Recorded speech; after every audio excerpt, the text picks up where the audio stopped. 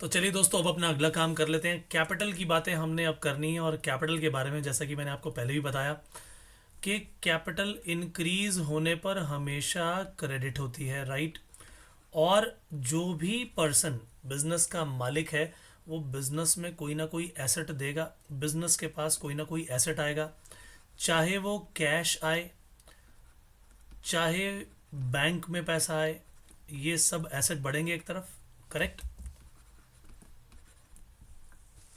चाहे वो अपना घर से कोई और एसेट ले आए, जैसे कि मान लीजिए कंप्यूटर या लैपटॉप, या फिर मान लीजिए उसकी अपने घर पे कोई उसकी और अपनी पर्सनल प्रॉपर्टी है, वो बिजनेस में ले आए, जैसे कि बिल्डिंग,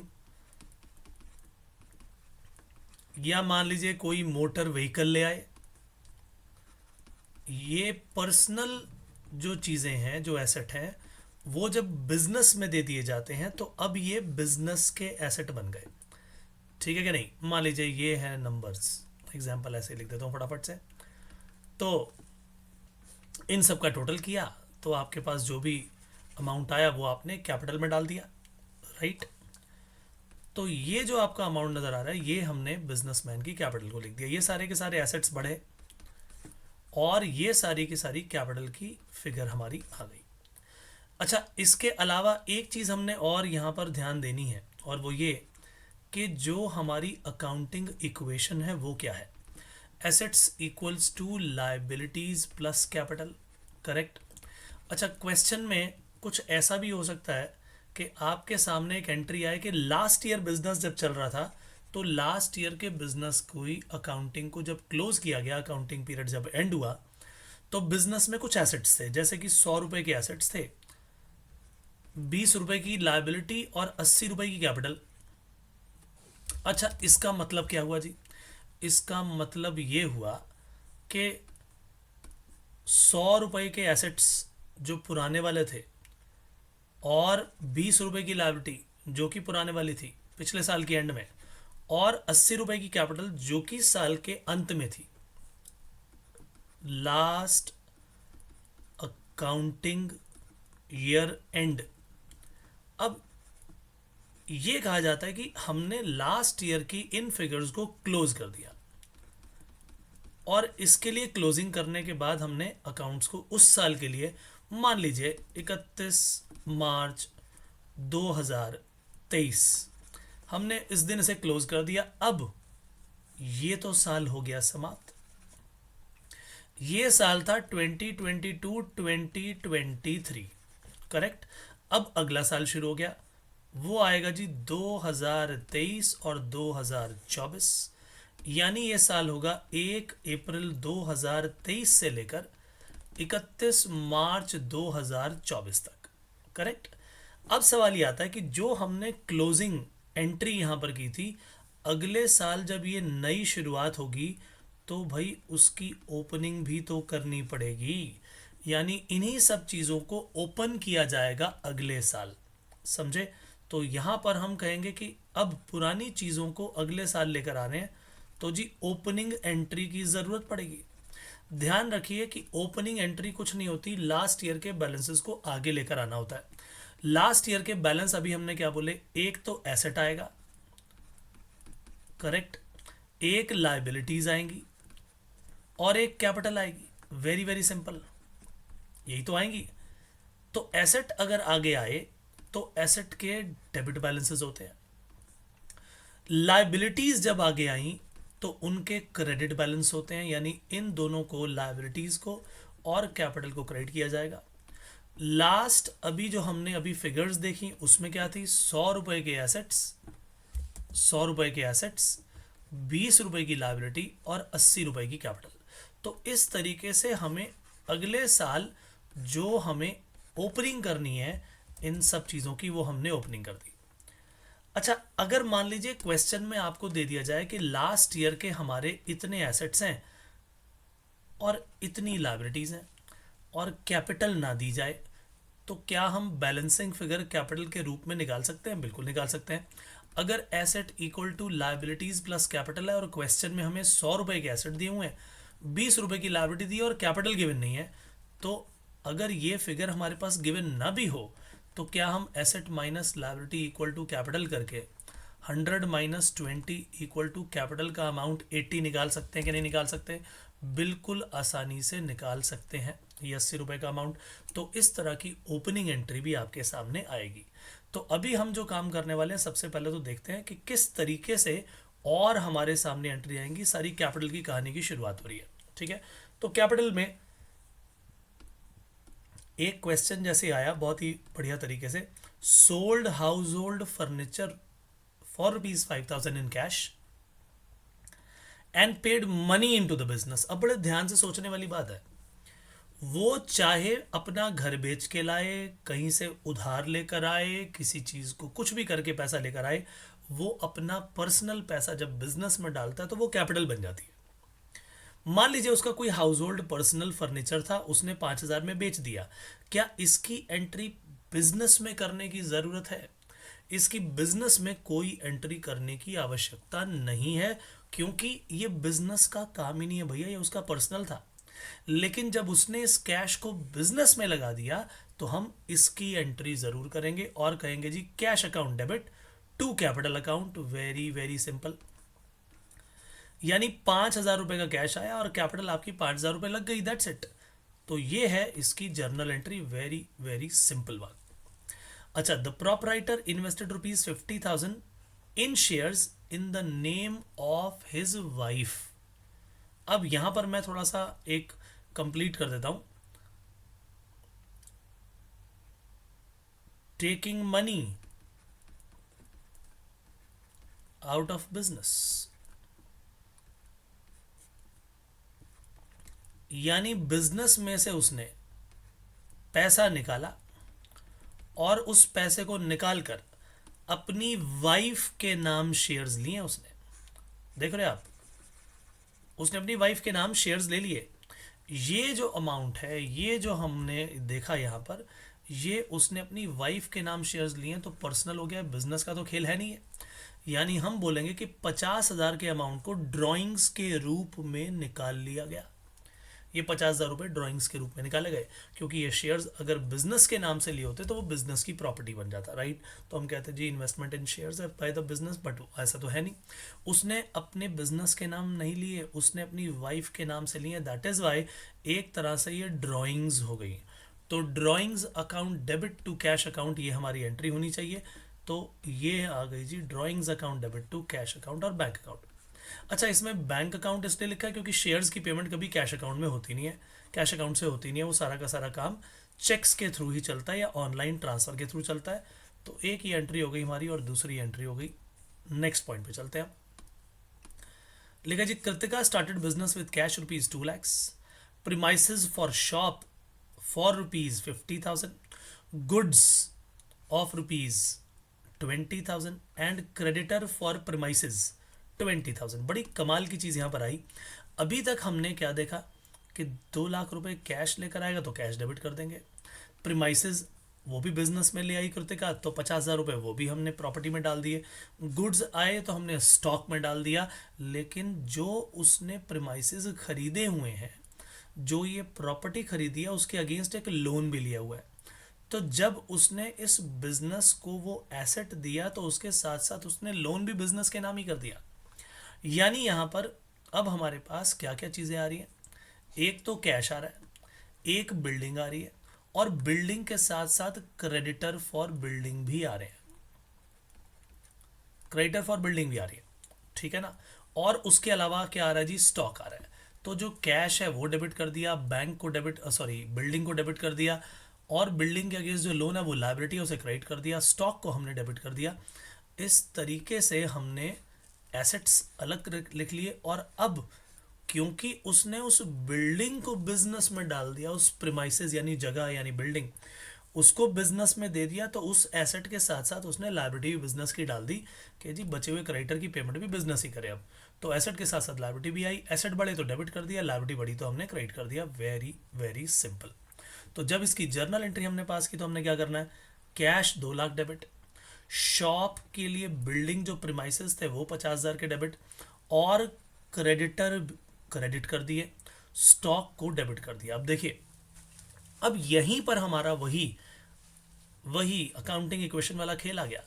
2 लाख रुपए का कैश एसेट बढ़ा, 50,000 रुपए की बिल्डिंग एसेट बढ़ा, 20,000 रुपए का स्टॉक एसेट बढ़ा, इधर क्रेडिटर आ गए, ये लाइबिलिटी बढ़ी। तो अब बैलेंसिंग क्या बची? 2,50,000, 2,70,000, इन सब का जब टोटल किया और उसमें से 20,000 की लाइबिलिटी भी लेकर आई है, तो इसमें से नेट नेट 2,50,000 बचा। ये जो 2,50,000 बचा है, ये बैलेंसिंग फिगर उसकी कैपिटल मान ली जाएगी। अच्छा, अभी थोड़ी देर पहले मैंने आपको जो सिखाया था कि भाई उसने कैश दिया, बैंक के थ्रू पैसा आया, कंप्यूटर आया, बिल्डिंग आई, 50 आया, और हमने इन सब का टोटली कैपिटल में डाल दिया था। लेकिन अगर इसके साथ कोई लाइबिलिटी आ गई तो एसेट में से लाइबिलिटी माइनस करने के बाद, जैसे कि मैंने अकाउंटिंग इक्वेशन में सिखाया था, वो करने के बाद जो नेट अमाउंट आएगा वही कैपिटल में डालेंगे, जैसे अभी जस्ट सिखाया था आपको। वही सेम यहाँ पर हमारे पास ये बैलेंसिंग फिगर उसी तरीके से आ गई। तो ये बहुत ही आसानी से हमने जर्नल एंट्री कर दी। इसको एक बार इस हिस्से को दोबारा देख लीजिएगा अच्छी तरह से, यहीं पर नोट करके तभी आगे बढ़िएगा। ठीक है जी। चलिए, अब अगली कहानी आती है। लिखा है allow interest on capital rupees 1 lakh at the rate of 5% per annum. तो ये बातें तो हमने पहले सीखी हुई है। Journal entry, interest on capital business के लिए खर्चा और हम उसकी कैपिटल में ट्रांसफर कर देते हैं, ये लेवल 1 में मैं सिखा चुका हूँ। तो इसमें नया क्या है जी? इसमें नया केवल इतना है कि इसमें कैपिटल का अमाउंट और साथ में 5% पर एनम की वो इंटरेस्ट की फिगर दी हुई है। तो 1 लाख पर 5% पर एनम के हिसाब से 5,000 रुपए का जो अमाउंट आया, ये आ गया इंटरेस्ट ऑन कैपिटल का। तो माय डियर फ्रेंड्स, अब यहाँ पर ये सारी चीज़ें तो पहले सिखा दी मैंने आपको, ये सारा काम हो चुका है। तो 1 लाख का 5% जब मैंने निकाला तो ये 1 लाख का 5% आ गया 5,000। इंटरेस्ट ऑन कैपिटल मेरा खर्चा, एक्सपेंस बढ़ने पर डेबिट होगा और कैपिटल के अंदर ही हम उसे ऐड कर देंगे। ये रीजनिंग मैंने आपको लेवल 1 में ही समझा दी थी, तो इसे दोबारा दोबारा बताने की ज़रूरत नहीं है। तो ये काम हमारा यहीं पर हो गया है जी समाप्त। ठीक है, interest on capital account debit to capital account, बस 5% कैलकुलेट करना था और कुछ नया नहीं, सिर्फ यही पॉइंट नया था। अब लिखा जी paid rent of ₹9,000 to the landlord. Landlord को 9,000 रुपया टोटल पे किया। उसमें आगे क्या लिखा है, बड़ी कमाल की बात है। 1/3 of the premises is occupied by the proprietor for his own residence. अब उसने लैंडलॉर्ड से एक प्रॉपर्टी ली और 9,000 का रेंट दिया। इस 9,000 के रेंट में वो क्या कर रहा है जी? 2/3 उसने अपने बिजनेस में यूज कर लिया, 1/3 जो है उसने अपनी रेजिडेंस बना लिया। इसका मतलब 9,000 रुपए में जो 1/3 है वो तो फिर भैया बिजनेस का खर्चा नहीं हुआ, क्योंकि वो तो खुद रह रहा है, रेजिडेंस है उसकी, यानी वो बन गई ड्राइंग्स। यानी 9,000 का 1/3 हो गया 3,000, वो बिजनेस का रेंट का खर्चा नहीं है, वो ड्राइंग्स हो गई। और जो बाकी 6,000 बचे 9 में से, वो हो गया रेंट का खर्चा। तो रेंट डेबिट कर दिया 6,000 से, करेक्ट। यहाँ लिख के दिखा देता हूँ। हमने टोटल 9,000 के 1/3 की बात की, तो 1/3 की बात की तो हमने कहा भाई ऐसा है, जो 1/3 है वो ड्राइंग्स हो गया, तो बिजनेस के रेंट का खर्चा तो कितना बचा? केवल 6,000। 3,000 हमने ड्राइंग्स में डेबिट कर दिए, 3,000 हमने यहाँ पर ड्राइंग्स में डेबिट कर दिया। जेब से क्या गया? जेब से तो पूरे कैश अकाउंट 9,000 हमने यहाँ क्रेडिट कर दिया। लेकिन उस पेमेंट में दो अलग अलग बातें थी। पहली बात ये थी कि रेंट है जो कि बिजनेस के लिए ही है, और इस 9,000 के अमाउंट में से जो भी टोटल पेमेंट की उतने का कैश हमने यहाँ रिड्यूस कर दिया, हमने उस एसेट को यहाँ पर घटा दिया। लेकिन उसके अलावा ये बात थी कि जी 2/3 जो है वो तो रेंट बिजनेस का ही है, लेकिन 1/3 जो है पर्सनल है, तो 1/3 ड्राइंग्स में चला गया और ये रेंट का बिजनेस का खर्चा मान लिया। तो रेंट अकाउंट जो हमने यहाँ डेबिट किया वो बिजनेस के एक्सपेंस को बढ़ा दिया, और ये ड्राइंग्स जब बढ़ती हैं तो भैया फिर तो डेबिट होती हैं। कैपिटल के रिड्यूस होने पर डेबिट ही किया जाता है, और ड्राइंग्स कैपिटल को रिड्यूस करती हैं। तो जर्नल एंट्री बड़ी कमाल की बन गई, rent account debit, drawings account debit to cash account.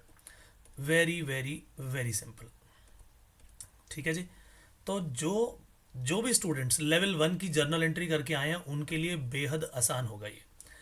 अब लिखा है amount withdrawn from the bank INR 40,000 for office use, but after that half the amount was used for domestic purposes. भाई बड़े हिसाब से इसको पढ़ने की जरूरत है। लिखे amount withdrawn from the bank, bank से 40,000 रुपये विड्रॉ किए गए, 40,000 रुपये बैंक से विड्रॉ किए गए ऑफिस यूज के लिए। यानी पहले जो पैसा निकाला उसका मेन पर्पस एक ही था, और वो पर्पस क्या था? वो पर्पस क्या था माय डियर फ्रेंड्स? वो पर्पस ये था, वो पर्पस ये था कि हम उसे बिजनेस के लिए यूज करेंगे। लेकिन हमेशा ऐसा होता नहीं, तो हमने 40,000 रुपये निकाले, लेकिन निकालने के बाद उसका आधा अमाउंट जो है वो डोमेस्टिक पर्पस के लिए यूज हो गया, यानी वो ड्राइंग्स हो गई। तो इसमें दो एंट्री होगी। सबसे पहले 40,000 रुपये को बैंक से निकाला जाएगा ऑफिस यूज के लिए, यानी कैश अकाउंट आ गया, बढ़ गया, और बैंक में पैसा घट गया। तो जर्नल एंट्री बन गई cash account debit to bank account, total amount आ गया। अब इसका आधा यानी 20,000, तो पहली एंट्री ये विड्रॉल की हो गई। कैश नाम का एसेट बढ़ गया और बैंक नाम का एसेट घट गया बैंक में से, क्योंकि पैसा निकल गया। अब मकसद तो यही था कि आगे बिजनेस में इसे खर्च करेंगे, बिजनेस के लिए खर्चा करेंगे, वो एंट्री अभी आई नहीं। लेकिन उससे पहले पता चला यार जो 40,000 निकाले थे ना, उस 40,000 में से आधा पैसा तो भैया वो घर ले गया। क्यों? क्योंकि ज़रूरत पड़ गई भाई, उसे भी घर के लिए खर्चा चाहिए था, निकाल के ले गया। अब जब वो निकाल के लेके जाएगा तो वो ड्राइंग्स हो गई, और ड्राइंग्स की एंट्री आप जानते हो, drawings account debit to cash account, ये हमारी जर्नल एंट्री हो गई। Very very simple. तो यानी इस पर्टिकुलर केस में दो हिस्सों में एंट्री होगी, ये बहुत ही इंपॉर्टेंट पार्ट था। ठीक है, तो इसे ढंग से पढ़िएगा और ढंग से करिएगा। चलिए अब आगे अगला point, paid ₹500 for life insurance premium of the proprietor. अब देखो लाइफ इंश्योरेंस भी पर्सन की होती है, लाइफ इंश्योरेंस उस प्रोपराइटर की है, तो पर्सनल हो गया, पर्सनल हो गया तो ड्राइंग्स हो गई, तो हम इसे इंश्योरेंस नहीं लिख सकते। लाइफ इंश्योरेंस जो है वो पर्सनल एक्सपेंडिचर है, ये भी मेरे दोस्तों ड्राइंग्स हैं, ध्यान रख लो इस बात को। लेकिन अगर यही जनरल इंश्योरेंस होती, बिजनेस के किसी एसेट की इंश्योरेंस होती, तो हम insurance account debit to bank करते, insurance account debit to cash करते। हालांकि कैश में प्रीमियम दिए नहीं जाते, दिए जा सकते हैं, बट जनरली चेक से पेमेंट होती है। तो अब कहानी यहाँ पर यही है कि जी इंश्योरेंस प्रीमियम ये तो लाइफ का है, ये जनरल इंश्योरेंस तो है नहीं, किसी प्रॉपर्टी का तो है नहीं, बिजनेस की। इसीलिए क्या किया जाएगा, ये जो है ये 500 रुपये क्या कर दिए जाएंगे, ये paid ₹500 for life insurance premium, ये ड्राइंग्स मान ली जाएंगी। तो drawings account debit, drawings account debit to bank account या कैश अकाउंट। ठीक है जी। उसी तरीके से इनकम टैक्स 6,000 जो पे किया है by net banking, net banking तो यानी बैंक से पे हुआ, तो इनकम टैक्स भी एक पर्सनल टैक्स कहलाता है। ठीक है क्या नहीं? ये बिजनेस का टैक्स नहीं है, पर्सनल टैक्स है, उस व्यक्ति की पर्सनल इनकम है ये, क्योंकि सोल प्रोपराइटर का खेल है ये। और सोल प्रोपराइटर में अगर बिजनेस के अंदर से ही आपने टैक्स का अमाउंट दे दिया तो ये पर्सनल टैक्स है, यानी इसे भी ड्राइंग्स अकाउंट लिखोगे। तो इसकी एंट्री भी यही है, drawings account debit to bank account life insurance की, और इसकी भी एंट्री इनकम टैक्स की भी यही है, drawings account debit to bank account, क्योंकि नेट बैंकिंग से पे किया है। तो ये दोनों एंट्रीज बहुत बहुत बहुत इंपॉर्टेंट थी, इसको अच्छी तरह से रिवाइज करिएगा। यहाँ पर भी drawings account debit to bank account, और यहाँ पर भी drawings account debit to bank account. ये इंश्योरेंस प्रीमियम था, उसकी लाइफ इंश्योरेंस का प्रीमियम, और ये जो था ये उसका इनकम टैक्स का अमाउंट था। Very very very important part जो आपने यहाँ पर किया। ठीक है जी। तो अब चलते हैं जी आगे। ये सारा का सारा खेल जो है अब जर्नल एंट्रीज का related to purchase of goods. ठीक है जी। तो परचेज ऑफ गुड्स, उसके बाद परचेज रिटर्न। तो परचेज की कहानी अलग और परचेज रिटर्न की अलग। एक काम करते हैं, ये कैपिटल वाला हिस्सा मैं यहीं पर समाप्त करता हूँ, पहले इसे अच्छी तरह से रिवाइज कर लो, और नेक्स्ट सेशन में हम परचेज ऑफ गुड्स और परचेज रिटर्न की कहानी करेंगे। अभी तक जितना किया उसको कॉपी में नोट करिए, अच्छी तरह से रिवाइज करिए, then only move towards next session. ठीक है जी। तो आज के लिए इतना ही, नेक्स्ट सेशन में मिलते हैं। Bye, take care and God bless. Thank you so much.